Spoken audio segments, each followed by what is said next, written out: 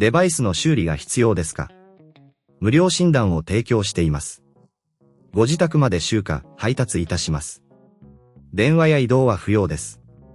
修理前にお見積もりをお送りし、承認いただいた場合のみ作業を進めます。簡単、透明、そしてプロフェッショナル。リンクは説明欄にあります。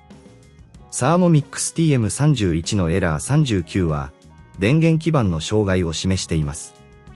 これを修理するためには、まず必要な工具を準備しましょう。必要な工具は、プラスドライバー、トルクスドライバー、そして細かいブラシやエアダスターです。最初に、Thermomixを電源から切り離します。安全のため、必ずこのステップを守ってください。次に、裏面のネジを外していきます。プラスドライバーを使用して、すべてのネジを慎重に外してください。ネジを外す際は、どこに置いたか忘れないように注意しましょう。裏面を外すと、内部にアクセスできます。ここで注意が必要なのは、内部の清掃です。細かいブラシやエアダスターを使って、内部のホコリや汚れを取り除きます。内部がきれいになったら、電源基板を確認します。基板に焦げた部分や異常がないかチェックしてください。もし、基板に明らかな損傷が見られる場合、部品の交換が必要です。この場合は、専門家に相談することをお勧めします。これが難しいと思われる場合は、ご自宅での集荷と配達サービスを提供していることを覚えておいてください。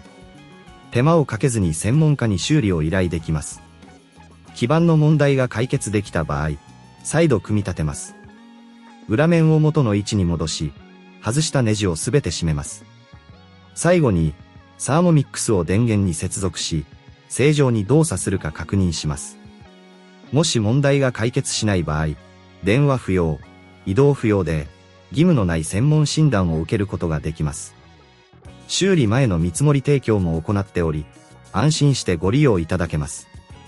デバイスの修理が必要ですか？無料診断を提供しています。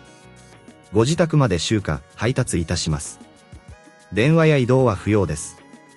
修理前にお見積もりをお送りし、承認いただいた場合のみ作業を進めます。簡単、透明、そしてプロフェッショナル。リンクは説明欄にあります。